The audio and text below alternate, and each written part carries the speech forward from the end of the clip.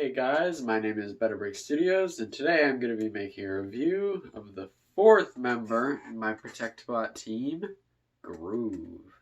And here he is in vehicle mode, and right off the bat you can see that the proportions are way off. On the back here it's supposed to have some sort of storage box, or that's what I tried to make it look like. But it just ends up looking like a cube, and these feet are way too obvious. At the front, it's got a lot more detail. You can see rear view mirrors, headlights, windshield, but there isn't really any handlebars, and the seat's weird. These vents on the sides are supposed to represent an engine, but I didn't think I did too well on it. Overall, it feels kind of last minute because it really was last minute. I only made Groove just so that I could have Groove on the team, not really to have him be a main part of the team, because most of the time I use Rook as a foot. In my opinion, scale is the biggest issue when it comes to Groove. I like to make most of my Transformers roughly scale with minifigures. But for example, if we were to take the best ninja and put him on top, he looks way out of scale.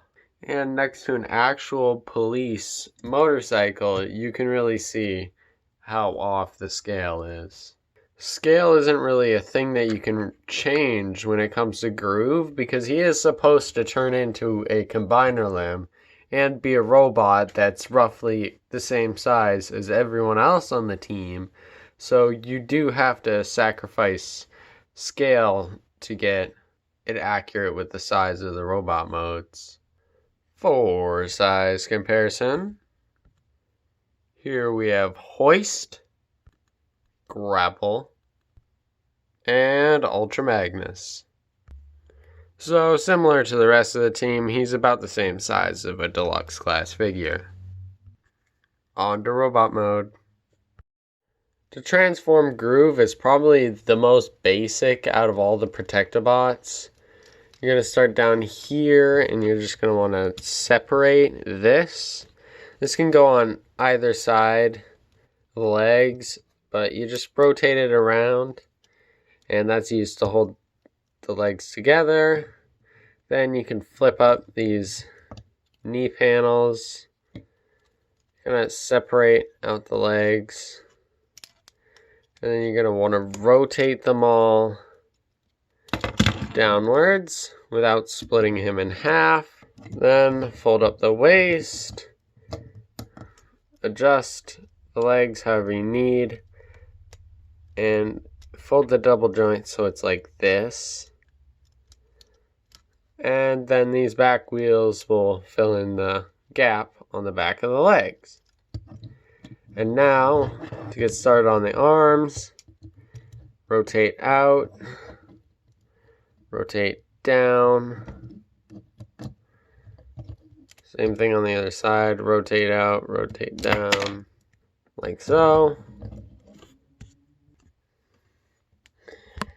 Then, to finish off, you're just going to want to take the ball joint that this is on here and rotate it. So it's at the front of the body, and then this whole thing is going to flip the combiner hinge. And then I like to separate the head from the torso a bit by just sliding up the head, and you're done.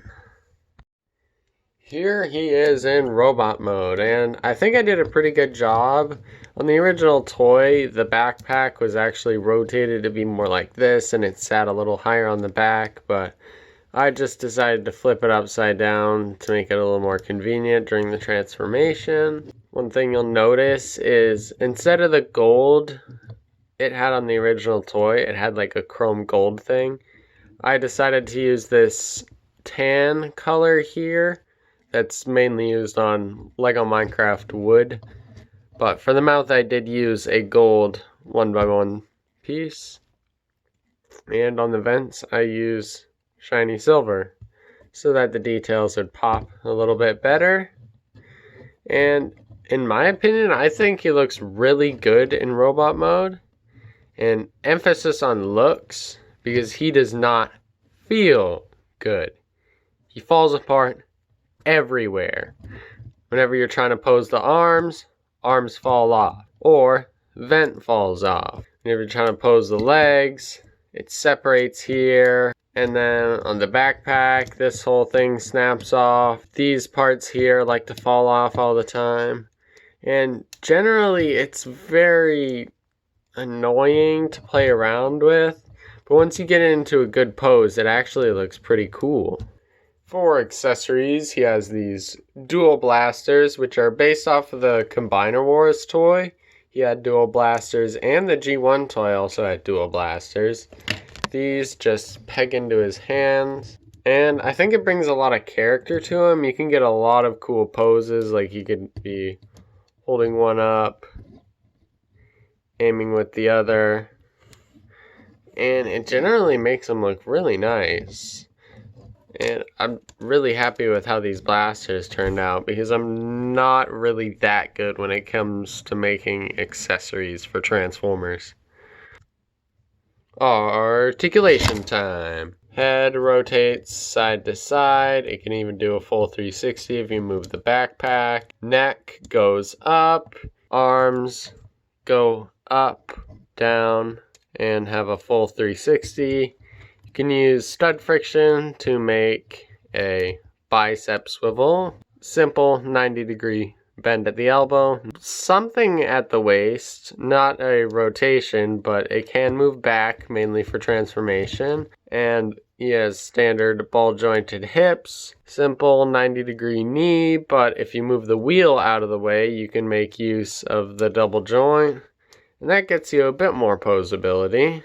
He has a movable knee guard, and nothing at the foot unless you want to do some weird stuff where you unclip it so you can make it tilt forward, but that's not really what it's supposed to be for. All this articulation allows for some great poses, such as pointing and shooting, double pointing, double shooting, and pointing with double shooting.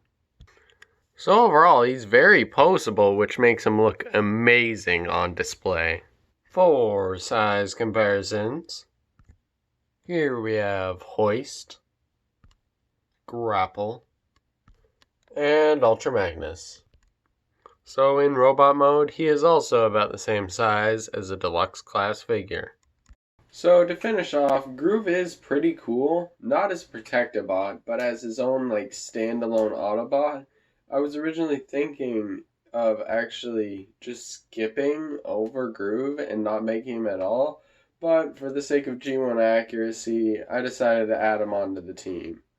I've been Betterbrick Studios, and I'll see you guys next time.